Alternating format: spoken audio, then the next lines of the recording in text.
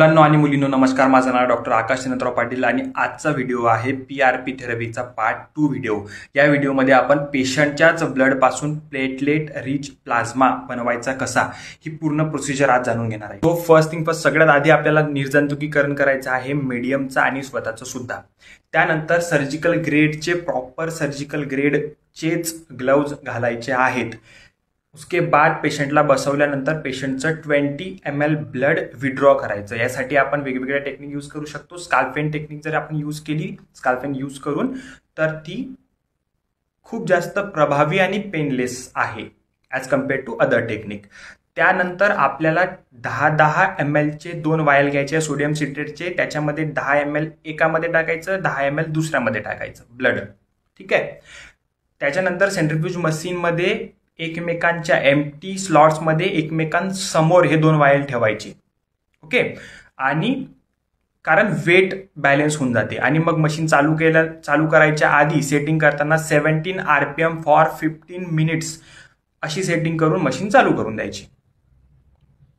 15 minute झालेले आहे. आपल्याला 2 वायल मिळालेले आहेत. ठीक आहे.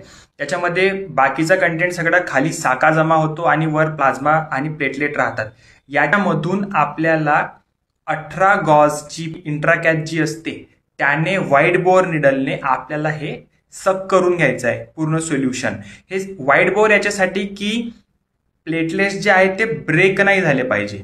ठीक आहे. आणि हे जे ट्रान्सफर करतो अनदर वायलमध्ये ते ट्रान्सफर करताना सुद्धा आपल्याला अलॉंग दी वॉल सोडायची आहे. कारण मग जर पिचकारी मारल्यासारखं केलं तर प्लेटलेट जे आहेत त्या ब्रेक होऊन जातील. ठीक आहे. एक वायल बनल्यानंतर एक दुसरं वायल बनवायचं. त्याच्यामध्ये वॉटर फिल करायचं बॅलन्सिंगसाठी आणि दोन्ही वॉटर हे सेकंड राऊंड फॉर सेंट्रिफ्यूजसाठी सेंट्रिफ्यूज मशीनमध्ये टाकायचे. सेटिंग ठेवायची 22 RPM फॉर 10 मिनिट्स.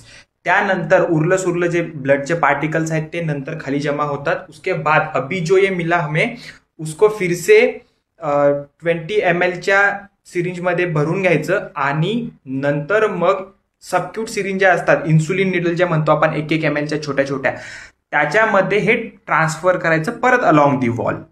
ठीक आहे. आता हे बनलं. आता हे जे इन्सुलिन निडलमध्ये बनलेलं आहे PRP हे रेडी झालेलं आहे आता इंजेक्टसाठी. ओके.